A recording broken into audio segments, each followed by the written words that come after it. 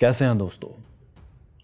20 जून 2017 की रात 10 बजे सऊदी क्राउन प्रिंस मोहम्मद बिन नाइफ को एक फ़ोन कॉल मौसूल हुई। क्राउन प्रिंस यानी वलीअहद मोहम्मद बिन नाइफ जो सऊदी वज़ीर दाखिला भी थे, उन्हें एक सिक्योरिटी मीटिंग में आने की दावत दी गई अशफा पैलेस से। सऊदी अरब में रमज़ानुल मुबारक के आखिरी अयाम चल रहे थे, इसलिए ईद पर सिक्योरिटी के लिए इंतज़ामात पर बातचीत करना थी, सो बज़ाहिर कोई परेशानी नहीं थी। मोहम्मद बिन नाइफ ने अपने गार्ड्स को साथ लिया और मोटर कैड में अशफा पैलेस जहां बादशाह थे वहां को निकल गए। चंद ही मिनट में जब वो शफा पैलेस पहुंचे तो महल के दरवाजे पर ही उनके गार्ड्स को उनसे अलग कर दिया गया। उन्हें बताया गया कि उनकी बादशाह सलमान बिन अब्दुल अजीज़ से 1-on-1 मुलाकात है, इसलिए किसी गार्ड के अंदर जाने की ज़रूरत हरगिज़ नहीं। बादशाह से मुलाकात थी, इसलिए गार्ड्स को बाहर रोकना और तमाम हथियार वगैरह ले लिए जाना एक मामूल की बात थी। फिर ये हुआ कि मोहम्मद बिन नाइफ क्राउन प्रिंस, जिन्हें शाह सलमान के बाद अब बादशाह बनना था, चलते हुए महल के हॉल्स से गुजर रहे थे कि बादशाह की सिक्योरिटी ने क्राउन प्रिंस से उनके मोबाइल फ़ोन्स भी ले लिए और उन्हें चेक भी किया कि उनके पास कोई और असला वगैरह तो नहीं। इस सब चेकिंग के बाद, इत्मीनान के बाद, बादशाह के सिक्योरिटी गार्ड्स क्राउन प्रिंस को एक छोटे से लॉन्ज में छोड़कर चले गए। जिस वक्त क्राउन प्रिंस मोहम्मद बिन नाइफ एक छोटे से लॉन्ज में बादशाह से मुलाकात का इंतज़ार कर रहे थे, दरअसल वो लॉन्ज बाहर से लॉक था। एंड उसी वक्त डिप्टी क्राउन प्रिंस मोहम्मद बिन सलमान के ऑफिस से सऊदी एलिजेंस कौंसिल के 34 मेंबर्स को फ़ोन किए जा रहे थे। ये एलिजेंस कौंसिल दोस्तों सऊदी शहजादों पर मुश्तमिल वो कौंसिल है जो नए बादशाह और वलीअहद यानी कि क्राउन प्रिंस का इंतखाब करती है, उसका फ़ैसला करती है। इसी के वोट से आइंदा बादशाह और वलीअहद को नामज़द किया जाता है।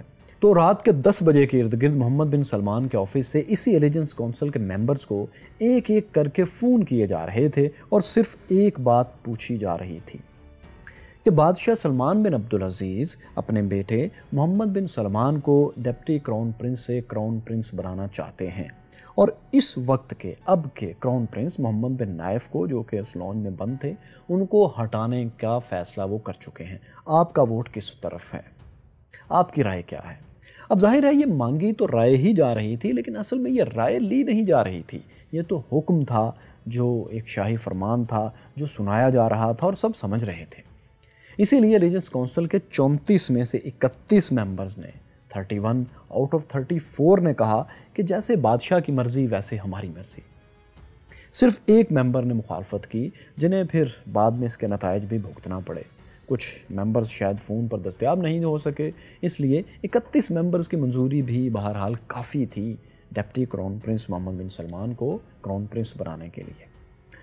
हुआ ये कि कुछ देर बाद उस छोटे से लॉन्ज में बंद क्राउन प्रिंस मोहम्मद बिन नाइफ को एक अहलकार ने आकर बताया कि सर, एलिजेंस कौंसिल ने मोहम्मद बिन सलमान को, आपके डिप्टी को, क्राउन प्रिंस बना दिया है, आप इस्तीफ़ा दे दीजिए। ये सुनना था कि मोहम्मद बिन नाइफ के पांव तले से ज़मीन निकल गई। वो तो बादशाह बनने के ख्वाब देख रहे थे।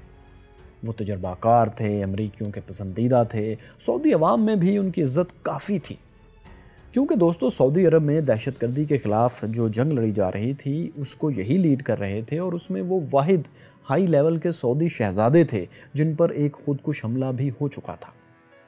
दरअसल हुआ ये था कि कमरे में उनके सामने बैठे एक नौजवान ने खुद को धमाके से उड़ा लिया था, और मेज़ की दूसरी तरफ मोहम्मद बिन नाइफ क्राउन प्रिंस ये जो थे ये बैठे हुए थे।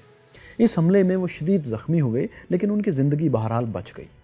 इस हमले ने उन्हें ज़िंदगी भर के लिए कुछ ज़ख्म बहरहाल अता किए, लेकिन साथ में उन्हें सऊदी अवाम की इज़्ज़त भी बहुत मिली, उनकी मोहब्बत भी मिली। इस वजह से मुल्क में उनको जो एहतराम हासिल था वो किसी और शहज़ादे को नहीं था, और वो तो वैसे भी दोस्तों कानून के मुताबिक वलीअहद थे, तो उन्हें बादशाह बनना था, उन्हें उम्मीद थी। तो इन्हीं वजूहात की बिना पर उन्हें यकीन था कि उन्हें बादशाह बनने से अब कोई रोक नहीं सकता, लेकिन उनसे इस्तीफ़ा मांगने की ख़बर, उनसे इस्तीफ़ा मांगने की बात उनके लिए दिल दहला देने वाला मरहला था। उन्होंने फौरी तौर पर इनकार कर दिया और बादशाह से मिलने की ख्वाहिश की। उनकी ये ख्वाहिश रद्द कर दी गई और उन्हें मुसलसल कमरे ही में बंद रखा गया। बस कुछ देर बाद मोहम्मद बिन सलमान के वफ़ादारों में से कोई चंद मिनट के लिए आता और उन्हें समझाने की कोशिश करता कि आप इस्तीफ़ा दे दें, एलिजेंस कौंसिल ने आपको हटा दिया है। محمد بن نائف نے صبح تک مزاحمت جاری رکھی، لیکن وہ ذیابیطس کے مریض تھے۔ خود کش حملے میں زخمی ہونے کے بعد سے وہ کچھ تھک بھی جلدی جاتے تھے۔ پھر یہاں ان کا کوئی بھی وفادار ساتھ نہیں تھا، موبائل فون بھی ان کے پاس نہیں تھے، باہر کی دنیا سے کوئی رابطہ بھی ان کا ممکن نہیں تھا۔ صبح 7 بجے تک ان کی ہمت جواب دے گئی۔ ویسے بھی دوستو وہ سوچ رہے ہوں گے کہ اب یہاں سے زندہ واپس جانا اسی صورت میں ممکن ہے کہ بات مان لی جائے۔ انہوں نے صبح 7 بجے کے قریب فیصلہ کر لیا۔ انہوں نے محمد بن سلمان کے ایک پیغمبر سے کہا کہ وہ لکھا ہوا استعفیٰ نہیں دیں گے، بس زبانی محمد بن سلمان کے حق میں دستبردار ہو جائیں گے۔ ان کے اتنا تسلیم کر لینے کی دیر تھی کہ محمد بن سلمان کا ایک گارڈ انہیں محل کے بیرونی دروازے تک لے گیا۔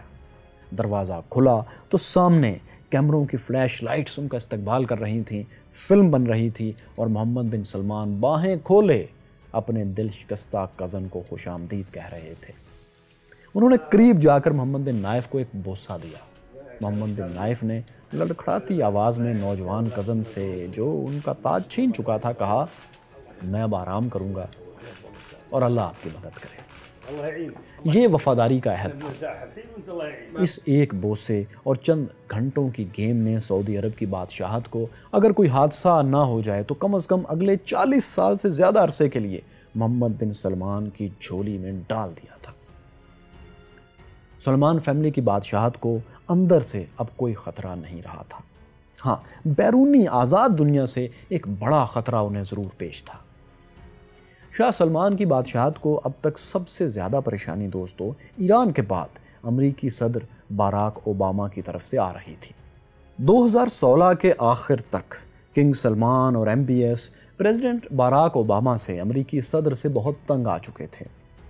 یہ ان کی صدارت کا آخری دور تھا، لیکن وہ اوباما سے اس لیے تنگ تھے کیونکہ اوباما نے ایران سے نیوکلیئر ڈیل کی تھی، ایٹمی ڈیل کی تھی۔ پھر یمن میں بھی اوباما نے سعودی عرب کا ساتھ گرم جوشی سے نہیں دیا تھا، اور سب سے بڑھ کر یہ کہ صدر اوباما بار بار انسانی حقوق کی بات کرتے تھے، جو کہ ظاہر ہے ایک بادشاہت کو جہاں قانونی ڈکٹیٹرشپ ہو پسند نہیں آتی تھی۔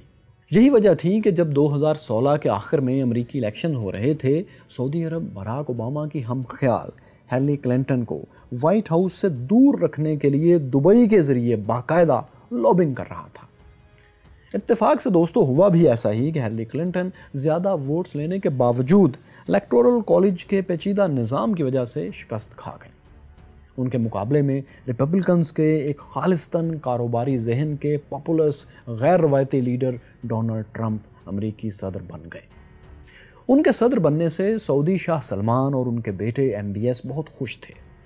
لیکن کیا ہوا کہ سعودی عرب کے عالمی شہرت رکھنے والے اور 1.5 ملین سے زائد ٹویٹر فالوورز والے صحافی جمال خشوگی نے عربی اخبار میں ڈونلڈ ٹرمپ کی پالیسیز کے بارے میں سخت کالم لکھ دیا۔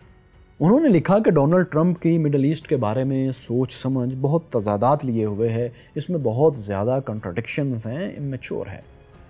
ان کے مطابق ڈونلڈ ٹرمپ نے اگر اپنی سوچ کے مطابق مڈل ایسٹ کے لیے پالیسیز بنائیں تو سعودی عرب کو اس کا بہت نقصان ہوگا۔ پھر جمال خشوگی نے واشنگٹن میں کسی کو لائیو انٹرویو دیتے ہوئے بھی 2-1 بار ایسی ہی باتیں دوبارہ کر دیں۔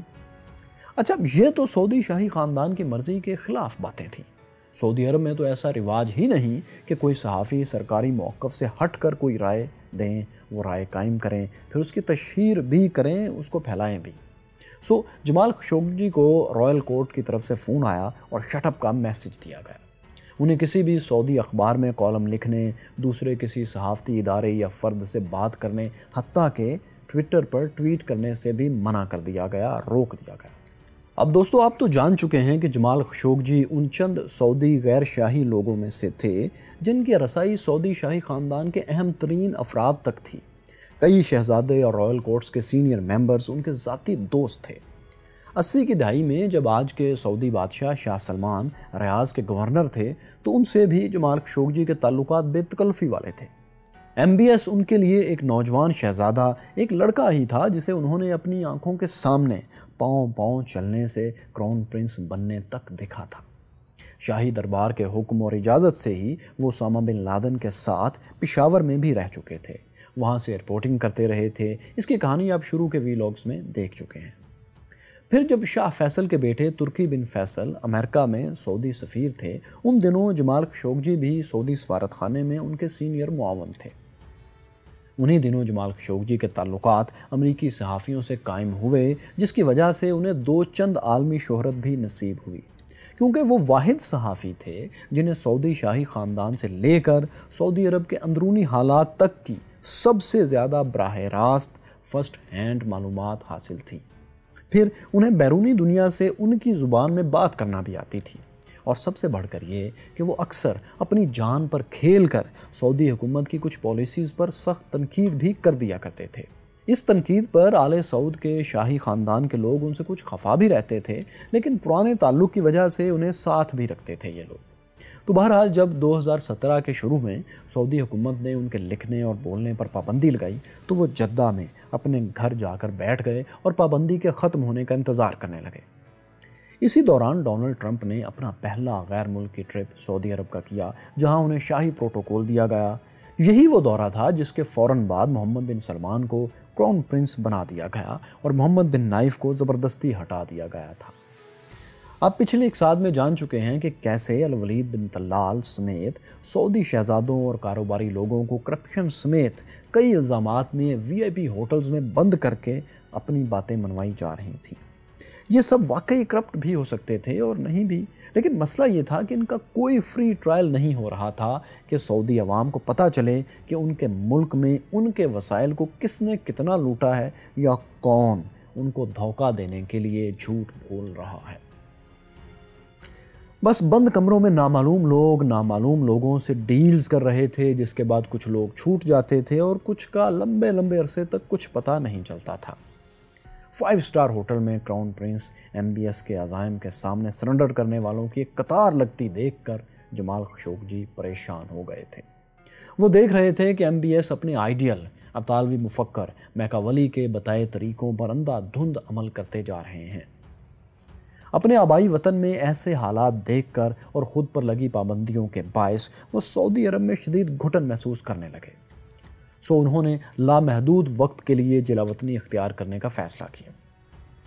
ان کی بیوی انہیں پہلے ہی چھوڑ چکی تھی، دونوں میں علیحدگی ہو چکی تھی، ان کے بچے ان کے نظریات کے ساتھ نہیں تھے، بلکہ وہ پریشان تھے کہ ان کے والد ایک عام سعودی شہری کی طرح خود کو ایڈجسٹ کیوں نہیں کر پا رہے۔ جمال خشوگی تنہا ہی وطن چھوڑ کر واشنگٹن امریکہ میں آ گئے۔ لیکن واشنگٹن آ کر بھی انہوں نے لکھنا شروع نہیں کیا، بلکہ MBS کے کلوز ایڈوائزر غالباً سعود القحطانی کے ساتھ رابطے میں رہے اور کوشش کرتے رہے کہ سعودی حکومت ان سے لکھنے کی پابندی ہٹا لے۔ ان کی کوششیں رنگ لائیں اور 13 اگست 2017 کو ان پر سے پابندی اٹھا لی گئی۔ انہوں نے پہلا ٹویٹ کیا اور کراؤن پرنس کا شکریہ ادا کیا۔ انہوں نے لکھا کہ میں بادشاہ اور کراؤن پرنس کا وفادار ہوں۔ لیکن ہوا یہ کہ جب انہوں نے لکھنا شروع کیا اور سعودی جریدہ الحیات میں اپنا پہلا کالم لکھا تو اس میں سابق سعودی بادشاہ شاہ عبداللہ کی صلح جو پالیسیز کی تعریف کی۔ انہوں نے لکھا کہ کیسے شاہ عبداللہ نے اپنے نقطہ نظر سے ہی صحیح لیکن سعودی عرب میں تمام گروہوں کو ملانے کی کوشش کی تھی۔ انہوں نے اس کالم میں نام لیے بغیر نوجوان ولی عہد کراؤن پرنس MBS کو سابقہ سعودی بادشاہوں کی نسبت سخت مزاج حاکم کہا۔ اس کالم کے چھپنے کے بعد ان پر ایک بار پھر سے لکھنے، سیاسی گفتگو کرنے یا ویڈیو بنانے کی پابندی لگا دی گئی۔ دوستو، کراؤن پرنس MBS جتنے طاقتور تھے وہ اتنے ہی انسیکیور بھی تھے کہ انہیں اپنے منصوبوں پر اور خود پر تنقید برداشت ہی نہیں تھی۔ ان کے منصوبوں میں آپ جانتے ہیں کہ سعودی عرب کو ماڈرن کرنے کے لیے، تیل کی محتاجی سے نکالنے کے لیے بہت سے پلانز تھے۔ ان میں سیاحت کی الگ انڈسٹری شروع کرنا، ایک اکنامک فری زون بنانا، دنیا کا جدید ترین شہر نیوم بنانا جس میں روبوٹس کی تعداد انسانوں سے زیادہ ہوگی، اس میں ایک مصنوعی چاند ہوگا، شہر میں کاربن ڈائی آکسائڈ خارج کرنے والی ایک بھی گاڑی یا چمنی نہیں ہوگی، یہاں کی فضا دنیا میں سب سے شفاف ہوگی، یہاں انسانوں کی عمریں 100 سال سے کہیں زیادہ ہوں گی، یہاں ہر چیز آٹومیشن پر ہوگی، فلائنگ کارز ہوں گی اور مشینی ڈائنوسورز یوں گھومیں گے گویا اصل میں ہوں۔ اس نیوم شہر سمیت MBS کے سارے فیوچرسٹک ویژن کو مجموعی طور پر ویژن 2030 کا نام دیا گیا تھا اور ایک پبلک انویسٹمنٹ فنڈ بھی قائم کیا گیا تھا جس میں سینکڑوں ارب ڈالرز کے اثاثے تھے۔ جمال خشوگی اور ان جیسے کچھ اور لوگ بھی جو MBS کے 2030 ویژن کی سپورٹ تو کرتے تھے، لیکن ان کے طریقہ کار اور انسانی حقوق کی خلاف ورزیوں پر بھی بات کرتے تھے، وہ بھی MBS کو ایک آنکھ نہیں بھاتے تھے۔ جمال خشوگی کے ایک اکانومسٹ دوست عصام الزمل نے امریکہ میں کسی جگہ بات کرتے ہوئے MBS کے ویژن 2030 پر ہلکی پھلکی تنقید کر دی۔ جب وہ واپس سعودی عرب آئے اور MBS نے انہیں گرفتار کر لیا تو جمال خشوگی بہت پریشان ہوئے۔ انہوں نے ارد گرد کہنا شروع کیا کہ یہ نوجوان کراؤن پرنس یعنی MBS خطرناک ہوتا جا رہا ہے۔ یہی وہ وقت تھا دوستو جب جمال خشوگی نے اپنی زندگی کا اہم ترین فیصلہ کیا۔ انہوں نے خود پر لگی سعودی شاہی پابندی کو توڑ دیا اور 18 ستمبر 2017 کو واشنگٹن پوسٹ میں کالم لکھ دیا، جو بیسیکلی ان کی اوپینین تھی۔ انہوں نے پہلی بار کھل کر لکھا کہ سعودی عرب ہمیشہ سے ایسا نہیں تھا۔ انہوں نے نام لے کر کراؤن پرنس محمد بن سلمان پر سخت تنقید کی اور کہا کہ ملک پولیس اسٹیٹ بنتا جا رہا ہے۔ انہوں نے واشنگٹن پوسٹ کے ذریعے دنیا کو بتایا کہ MBS سے بہت سی امیدیں تھیں، لیکن وہ تو لوگوں کو گرفتار کرنے سے زیادہ کچھ نہیں کر رہے۔ انہوں نے خود پر لگنے والی پابندیوں کے بارے میں بھی آواز اٹھائی اور ان لوگوں کا ذکر کیا جو ان کے دوست تھے اور انہیں MBS کے حکم پر گرفتار کر لیا گیا تھا۔ انہوں نے اور بھی بہت سی سخت باتیں کی جو کہ سعودی عرب کے ایک ایسے شہری کے لیے جو سعودی خاندان کے ساتھ برس رہا ہو بہت خطرناک تھی۔ اس کے بعد جب نومبر 2017 میں MBS نے لبنانی وزیر اعظم سعد الحریری کو ریاض میں بلایا اور ٹی وی پر ایک حد تک آمیز طریقے سے استعفیٰ لے لیا تو یہ دنیا کے لیے ایک بڑی خبر تھی۔ دراصل دوستو سعودی شاہی خاندان خاص طور پر شاہ عبداللہ نے لبنان کی حریری فیملی کے پہلے نامور شخص رفیق حریری کو اپنے بچوں کی طرح پیار دیا تھا۔ رفیق حریری کو سعودی شاہی خاندان اپنے محلات اور سرکاری دفاتر جنہیں وہ دیوان کہتے تھے انہیں تعمیر کرنے کے ٹھیکے دیا کرتے تھے۔ رفیق حریری 1964 میں بے سر و سامانی کے عالم میں سعودی عرب آئے تھے۔ وہ محض ایک اکاؤنٹنٹ تھے اور اپنی محنت سے پھر انہوں نے کنسٹرکشن کمپنی بنائی، چھوٹی سی۔ پھر شاہ خالد کا ایک مشکل منصوبہ تھا جو مکمل نہیں ہو پا رہا تھا کچھ انجینئر سے، تو اسے انہوں نے رفیق حریری نے رسک لے کر ایک بیرونی کمپنی کی مدد سے مکمل کر دیا۔ اس کی وجہ سے وہ بادشاہ کے بہت قریب آ گئے۔ جلد سے جلد اور بادشاہ کی من پسند تعمیرات کرنا ان کا ٹریڈ مارک بنتا چلا گیا۔ وہ شاہی ضروریات کے مطابق فوری طور پر اور اچھی تعمیرات کرتے اور من چاہے ڈالرز وصول کرتے، جو کہ سعودی عرب کے لیے کوئی مسئلہ نہیں تھا۔ تیل کی دولت بہت زیادہ آ رہی تھی ان دنوں۔ رفیق حریری تعلقات بنانے کا ہنر بھی خوب جانتے تھے۔ یہی وجہ تھی کہ شاہ خالد کے بعد شاہ فہد اور پھر اگلے بادشاہ شاہ عبداللہ بھی انہیں اپنی گڈ بکس میں رکھتے تھے، بلکہ شاہ عبداللہ تو انہیں اپنے بچوں جیسی عزت دیتے تھے۔ سعودی شاہی خاندان کے ساتھ دہائیوں کے کاروبار نے حریری فیملی کو اربوں ڈالرز کا مالک بنا دیا تھا۔ انہوں نے سعودی اوگر کے نام سے ایک انٹرنیشنل کمپنی بھی کھڑی کر لی تھی جس میں ہزاروں ملازمین تھے۔ ان ملازمین میں سعودی، فرانسیسی، پاکستانی، انڈینز اور فلپائنی بڑی تعداد میں کام کرتے تھے۔ جو پیسہ رفیق حریری سعودی عرب سے کما رہے تھے، اسی پیسے سے وہ لبنان کی سیاست میں بھی اپنا رنگ جماتے جا رہے تھے۔ وہ لبنان میں نوجوانوں کو تعلیمی وظائف دیتے، فلاحی کام کرتے اور اس کے لیے شاہ عبداللہ سے الگ سے اسپیشل فنڈز بھی لیتے جو ان کے بزنس سے ہٹ کر چیریٹی کی مد میں ہوا کرتے تھے۔ یہی کرتے ہوئے وہ 1992 میں لبنان کے وزیر اعظم منتخب ہو گئے۔ لبنان جہاں مدتوں سے خانہ جنگی تھی، اسے وزیر اعظم رفیق حریری نے کسی حد تک کنٹرول کیا اور ملک کو ایک سٹیبلٹی بھی بہرحال انہوں نے دی۔ اس کے بعد اکتوبر 2000 میں ایک بار پھر وہ لبنان کے وزیر اعظم منتخب ہوئے۔ بہت سے چیریٹی ورک اور لبنان کو عارضی سٹیبلٹی دینے کی وجہ سے انہیں مسٹر لبنان بھی کہا جاتا ہے، ان کے چاہنے والے انہیں کہتے ہیں۔ پھر کیا ہوا کہ 2005 میں رفیق حریری کو مبینہ طور پر ان کے مخالفین ایرانی بیکڈ حزب اللہ نے قتل کروا دیا۔ ان کی کار کے پاس ایک بہت ہی بڑا دھماکہ ہوا جس میں وہ چل بسے۔ جس جگہ انہیں دھماکے سے اڑایا گیا اب وہاں ایک یادگار موجود ہے دوستو۔ تو رفیق حریری کے قتل کے بعد ان کے بیٹے سعد حریری ان کے جانشین بنے۔ وہ بھی دسمبر 2016 میں لبنان کے وزیر اعظم منتخب ہوئے۔ وہ بھی لبنان کی سیاست میں حصہ لینے کے ساتھ ساتھ اپنے والد سے ورثے میں ملی ہوئی سعودی اوگر کمپنی چلا رہے تھے جیسے ان کے والد چلا رہے تھے۔ وہی کمپنی جو سعودی عرب میں اربوں ڈالرز کے پروجیکٹس پر کام کر رہی تھی۔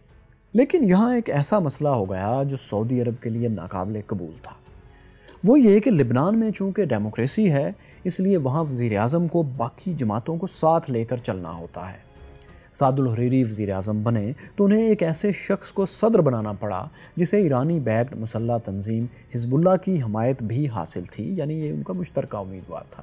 اب یہ صدر مشعل نعیم اون تھے جنہیں ایران کی بھی مدد حاصل تھی، سپورٹ حاصل تھی۔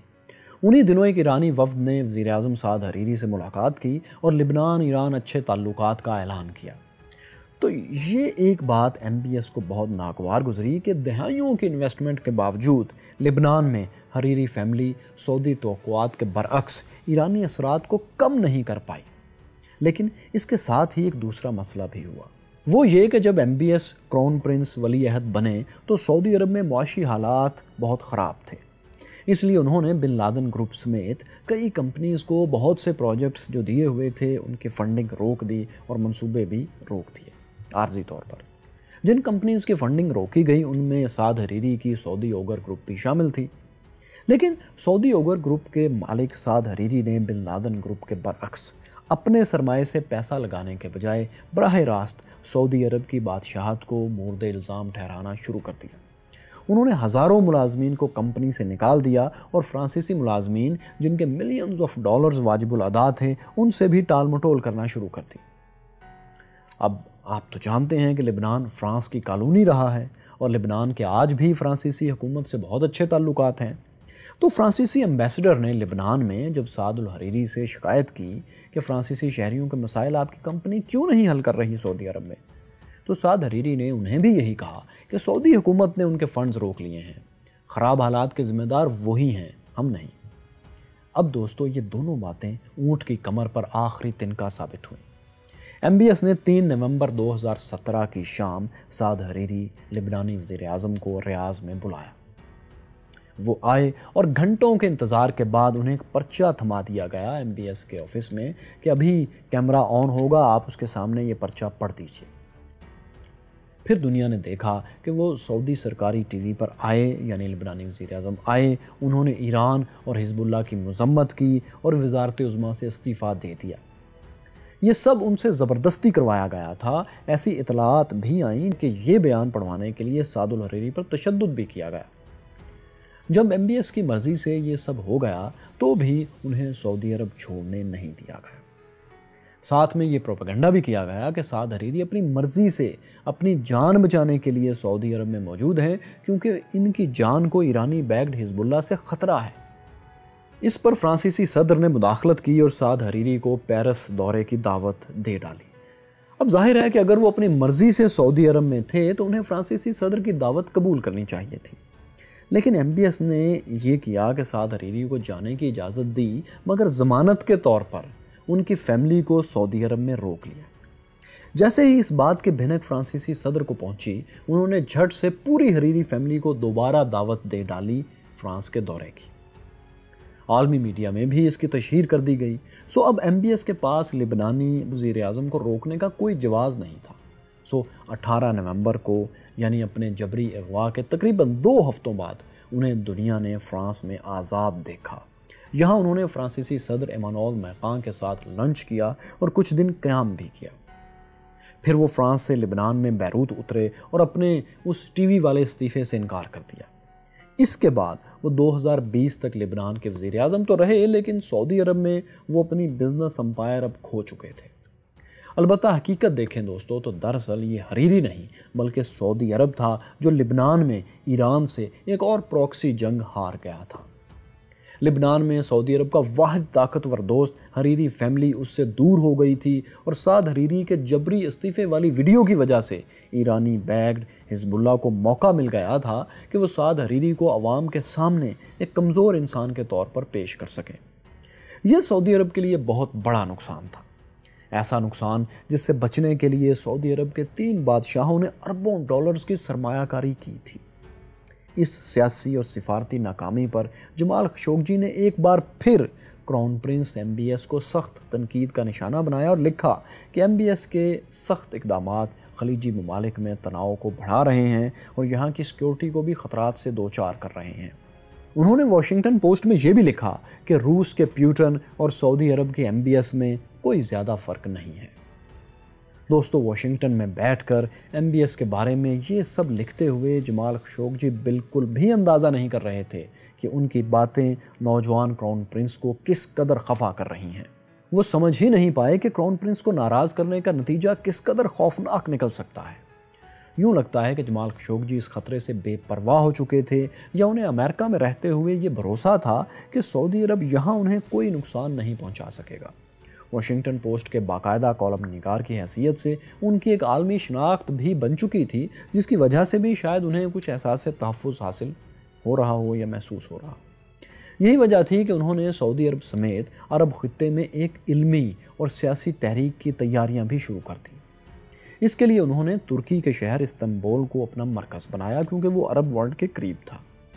ترکی میں اعلیٰ سیاسی سطح پر یہاں تک کہ صدر طیب اردوغان تک سے ان کے تعلقات تھے۔ طیب اردوغان سے جمہوریت، عرب خطے میں جمہوریت کے سلسلے میں ان کی ملاقاتیں بھی ہو چکی تھیں۔ ایک ملاقات تو ان کی ریکارڈ پر بھی ہے۔ استنبول میں انہوں نے جس تحریک کا آغاز کیا تھا، جمہوری تحریک کا، اس کا نام انہوں نے ڈاون DAWN رکھا تھا، یعنی democracy in Arab world now. وہ نوجوانوں کو یہ بتانا چاہ رہے تھے کہ عرب دنیا کے مسائل کا حل بادشاہتوں کے خاتمے اور جمہوریت کے قیام میں ہے۔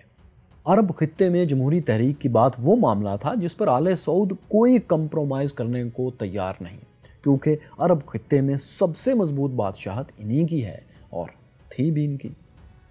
جمال خشوگی کی یہ تحریک سعودی عرب کبھی برداشت نہیں کر سکتا تھا، لیکن کیا کریں کہ جمال خشوگی نتائج سے بے پرواہ ہو کر یہ سب کرتے جا رہے تھے۔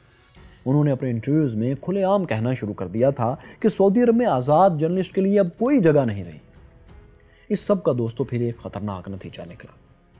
جدہ سے 15 لوگوں کی ایک ٹیم سعودی عرب سے استنبول پہنچی۔ اس میں سعودی انٹیلیجنس کے اہلکار تھے، ڈاکٹر تھے اور سیکیورٹی پرسنلز تھے۔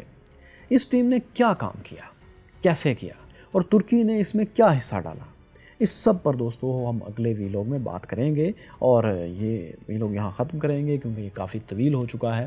اگلا ویلاگ ضرور دیکھیے گا، اور وہ اس سلسلے کا سیکنڈ لاسٹ ویلاگ ہوگا۔ دوستو، اسلامی دنیا کی جو شکل آپ کے سامنے ہے، یہ کیسے وجود میں آئی، اس میں کیا فالٹ لائنز ہیں، بہت سی مشہور جنگیں، بہت سے نعرے، بہت سے انقلابات جن کی بازگشت آپ اپنے ارد گرد سنتے ہیں، ان کی اصل کہانیاں کیا ہیں، یہی سب ہم نے کوشش کی ہے کہ مسلم دنیا کے سر جنگ کے ویلاگز میں آپ کے سامنے رکھ سکیں۔ اگر یہ سیریز آپ نے شروع سے نہیں دیکھی تو آپ یہاں ٹچ کر سکتے ہیں۔ یہاں دیکھیے یورپ ایشیا سے مختلف کیوں ہے، اور یہاں قائد اعظم کے آخری لمحات کی کہانی۔